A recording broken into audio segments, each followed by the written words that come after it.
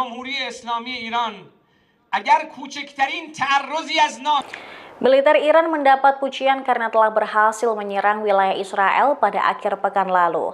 Presiden Iran, Ibrahim Raisi, mengatakan operasi tersebut menunjukkan militernya sudah siap. Pujian tersebut diungkapkan Raisi saat merayakan Hari Tentara Nasional Iran yang digelar di utara Teheran pada Rabu 17 April 2024. Iran merayakan keberhasilan serangan pesawat tak berawak dan rudal pada akhir pekan terhadap Israel saat negara tersebut menggelar parade militer tahunan.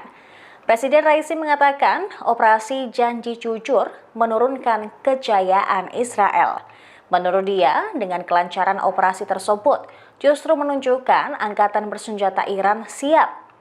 Parade hari Rabu menyaksikan Angkatan Bersenjata Iran memamerkan berbagai peralatan militer, termasuk drone dan rudal balistik jarak jauh.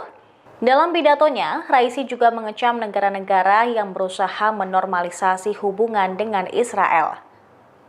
Pada tahun 2020, Uni Emirat Arab, Bahrain, dan Maroko menormalisasi hubungan dengan Israel sebagai bagian dari Abraham Accords yang ditengahi AS.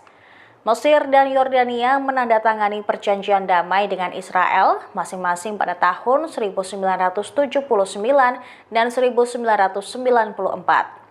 Diketahui Republik Islam Iran melancarkan serangan langsung pertamanya terhadap Israel pada hari Sabtu sebagai tanggapan atas serangan udara tanggal 1 April terhadap konsulatnya di Damaskus yang secara luas disalahkan kepada Israel. Download Tribun X sekarang, menghadirkan lokal menjadi Indonesia.